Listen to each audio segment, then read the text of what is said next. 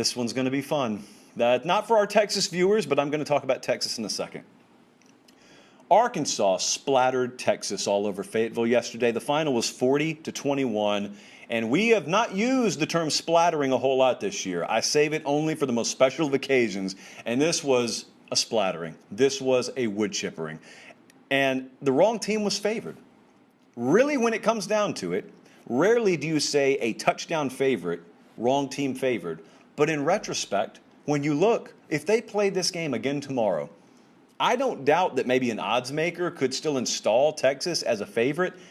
I would not allow that to happen in our model. I would manually override it. Texas was not a better team than Arkansas.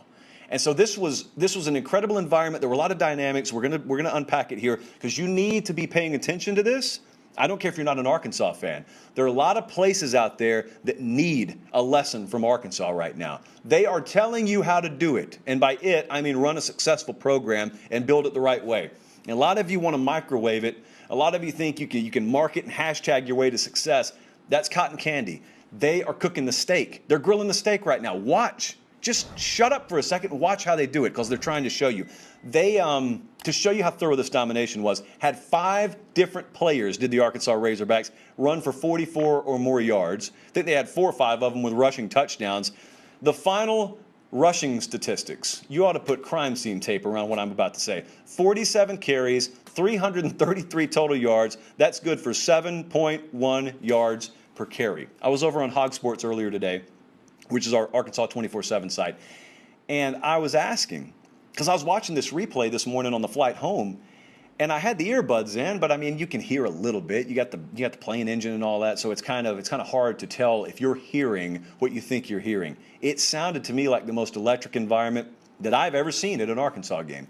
So I asked some of our folks over there, for those of you who went to the game, was this as electric as you've experienced it? And a lot of them said, yeah. A lot of them jumped in my DMs and said, yeah. I mean, there were a couple of other moments maybe that compare for individual moments in a game, but for a 4-quarter, just sustained, guttural intensity, all in, fully emotional, choose any other cliche you want to, this was it. This was the new benchmark. And it sounded like it to me. So what's going on at Arkansas? They're not parked in the top 10 on National Signing Day. They're not pumping guys into the first round right now. So what's going on Arkansas? Well, here's what you need to know, and this is where it extends well beyond Fayetteville. One of the best lessons in college football is being taught at Arkansas right now. And Sam Pittman, the head coach there, for those unfamiliar, will not brag on himself. He will only deflect praise to his roster. The only time he's talking about himself is when he's shouldering blame, but I'm going to brag for him because this is a guy that has figured it out. Arkansas is a university that has figured it out. Culture, everyone preaches it. So few places get it right. The key to culture is it's built in layers. Game by game, quarter by quarter, but year by year, but you add it in layers. It doesn't all come at once. But what has to happen, you can go about it different ways. It has to be built around a core of authenticity. And a lot of times, it doesn't matter which kind of layers you add, you don't have a core of authenticity because a lot of folks just aren't authentic. A lot of folks are frauds. You can be a good football coach and be a total fraud as a person. We've seen it before. Sam Pittman is the inverse of that. But what happens is you get a guy in there that could greaseboard you to death, and he can chalk talk you to death, but he's not authentic, and he's not relatable, and he doesn't blend in with the culture there. And so you're trying to oil and water your way to success, and it doesn't work. Sam Pittman is Arkansas. It's not Velcro. They're like cemented. There is not one and the other. They are one. You have a core built around a guy and a culture that is as purely authentic as any place in college football. That's why it's working. That's why all the layers are sticking. And so now another layer got added yesterday. This big win over Texas. This meant the world to Arkansas. Some of you are too young to understand. I'm too young to have lived it, but I know history, at least of this sport, I know history. There was a time where what happened last year to Arkansas in the Auburn game, and by that I mean having a game ripped from their clutches that they had earned, that used to happen against Texas. In the Southwest Conference, that used to happen. Texas folks know it. Some of them would even brag about it. This meant everything to Arkansas. And I'm telling you, what it was an early warning sign, to Texas. A lot of this stuff's overblown, but it was an early warning sign that when you come over here, when you finally do make the jump, you could win over here, but this is what it's like pretty much every week. Arkansas, I mean, most people would call them a middle-of-the-pack SEC program. Well, it was a knife fight for Texas last night, and they came out on the wrong end. They finished second place in the knife fight last night. But also what it was is, whether you believe in this or not, a lot of people do believe in it. So at the very least, if it's a mirage, we can erase the mirage of home cooking, of things being tilted in Texas' favor. Again, modern day, I think a lot of that's overblown. But back in the SWC days, that was not overblown. And so Arkansas folks, they had a lot of frustration. I don't even think 4 quarters was enough, but they would have beaten that piñata last night well into the early hours of the morning, long after the candy had been strewn all over the place. But man, Arkansas has got the cultural fit figured out. And Sam Pittman, like I told you last week, is a guy that not only will his players and staff go to the cliff, they'll go over the cliff for him. And I'll tell you what it reminded me of last night. When you watch Arkansas right now, you don't see them in the top 10 on National Signing Day yet. They're not pumping guys into the first round of the draft, but yet they're beating teams you don't think they're supposed to beat. And it reminds me of what can happen when you get culture right. And guys will go over a cliff for you, and they'll just all stick their face in the fan, and they don't care about the consequences. That's how much they're bought in. That's how authentic the culture is, and that's how much culture matters. It's not quantifiable. It's not something you can draw on a stat sheet, but it matters. Think Michigan State with Mark D'Antonio when they were at their best, how hard it was for Urban Meyer and Ohio State against those guys. Think Auburn at various points, as long as Nick Saban's been at Bama. That place has had its moments where Bama's been far superior roster-wise and couldn't get it done against Auburn. And I'm going to tell you what people think, what Bama fans think when they watch Auburn, what Texas fans thought last night when they were watching Arkansas, and what Buckeye fans thought in the past at times when they were watching Michigan State. Why won't you just lay down? Why won't you know your role? We're better than you. We're more talented. We got more future first-round draft picks. We are superior. We're favored. We're supposed to win. Why won't you just do what you're supposed to do and lay down? They won't. It gets really aggravating to watch. Now, no one says that out loud because it makes you sound like some words I can't say on air right now. But that's what you're thinking. You're thinking, you're just Arkansas. Okay, it's nice. You tried for a little while. Sit down. They're not going to sit down. This is the Jell-O to the wall. You're not nailing it to the wall. And so last night, Texas, you watch them last night, and then you compare them to the emotion and the body language and the energy from Arkansas. There was no comparison because one of them is built on a foundation of culture that is rich and it's going the place it needs to go. And then the other place, they're still trying to figure it out. Now, this is not an apples to apples. Sark's been there 5 minutes. This is Pittman's second year. And so, you know, the Roots have been able to take a little bit more there. But I wish more places would learn from this. South Carolina's trying it right now. South Carolina watched what Arkansas did, and they saw the immediate result. They saw the immediate return. Last year, Arkansas was better than they were supposed to be. They got culture figured out. South Carolina's trying to do it.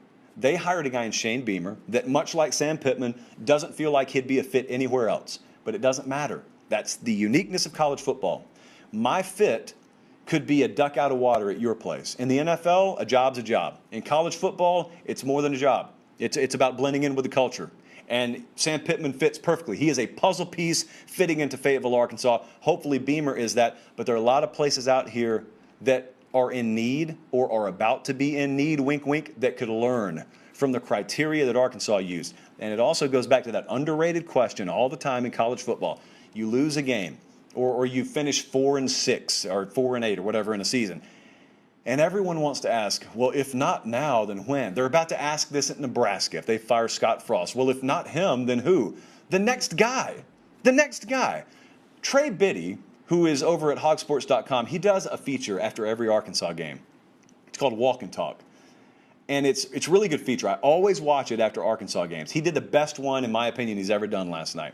And all it is he's got the selfie stick. I actually don't know what equipment he's using. Anyway, he's walking literally outside the stadium, and he's just talking.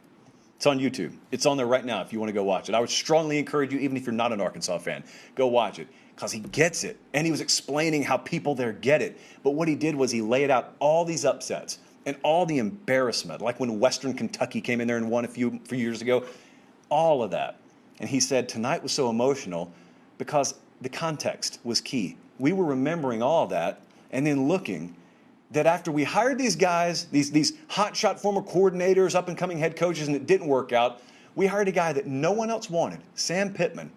No one even so much as gave it a second thought. People looked and said, oh, I guess Arkansas has just resigned themselves to reality. And the guy no one else wanted is the one that's in the process of resurrecting the program. That is it. I would encourage you to go watch that. It's about 10 minutes long, but he really laid it out. It's a fun feature. But that's the answer for a lot of these places, Nebraska and elsewhere. They're going to ask, well, if not now, if not him, then who? The next guy. Because I can guarantee you one thing. While some Arkansas fans who have proper perspective may have remembered the bad times last night as they were celebrating the good times, at no point did it temper the excitement. At no point, after one of several touchdowns they scored against Texas yesterday, did any Arkansas fan golf clap and say, yeah, but after that Western Kentucky loss a few years ago, it's just hard for me to get excited about the program. That'd be stupid. No one thinks like that. You only have to get it right once. Doesn't matter how many screw-ups, just keep swinging. Just keep chopping. As long as you eventually get it right, no one cares. No one's thinking about the past now. In fact, it makes you appreciate the present all that much more when things are good because you've had some lean years, which Arkansas had. But KJ Jefferson, man, their quarterback's continuing to grow. They followed roughly the kind of game plan we thought they would if they were going to pull the upset. He ran the ball, did KJ Jefferson early and often.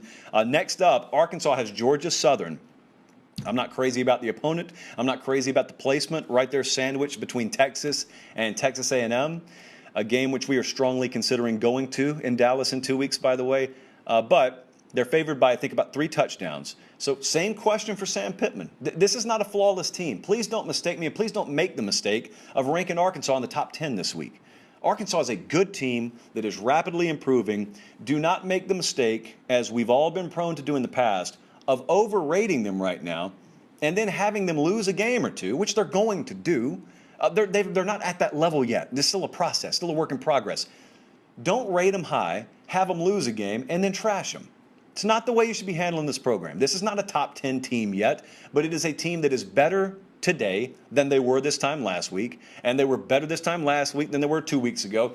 That is called week-over-week improvement, and that's the hallmark of an improving program, led by the right man. So it's a very, very intriguing program right now.